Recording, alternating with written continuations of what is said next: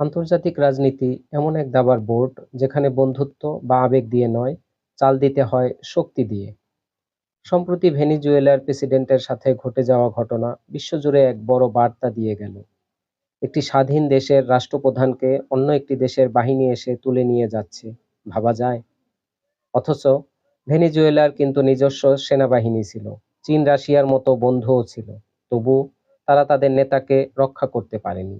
এই ঘটনাটি আমাদের চোখে আঙুল দিয়ে দেখিয়ে দেয়, আজকের বিশ্বে নিজের শক্তি না থাকলে অন্যের ভরসায় টিকে থাকা কতটা ঝুঁকিপূর্ণ।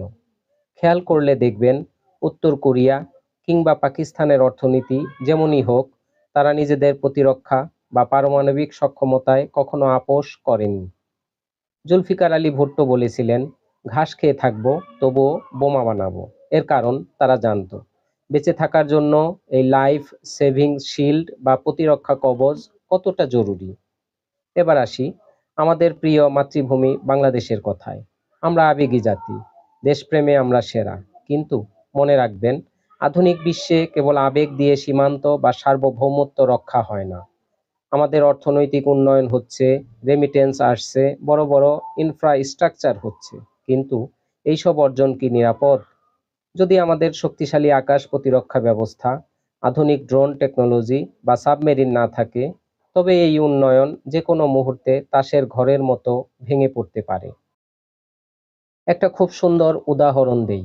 দ্বিতীয় বিশ্বযুদ্ধে আমেরিকা জাপানের উপর কি ভয়াবহ হামলা করেছিল তা আমরা সবাই জানি। কিন্তু আজ আজ জাপান ও আমেরিকা একে অপরের পরম মিত্র। কারণ জাপান অতীত আঁকড়ে ধরে বসে থাকেনি, তারা ভবিষ্যৎকে গুরুত্ব দিয়েছে। আমাদেরও সময় এসেছে পুরনো চেতনা বা আবেগের বশবর্তী হয়ে কাউকে চিরশত্রু বা চিরবন্ধু না ভেবে দেশের স্বার্থে কৌশলগত মিত্রতা গড়ার।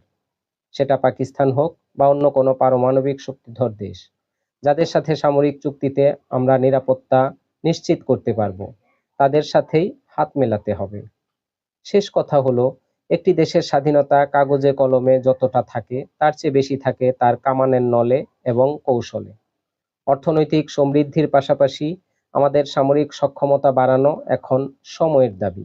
আপনার কি মনে হয়, বাংলাদেশের কি উচিত এখন থেকেই প্রতিরক্ষা খাতে আরো বেশি মনোযোগ দেওয়া এবং নতুন করে সামরিক মিত্রতা গড়ে তোলা?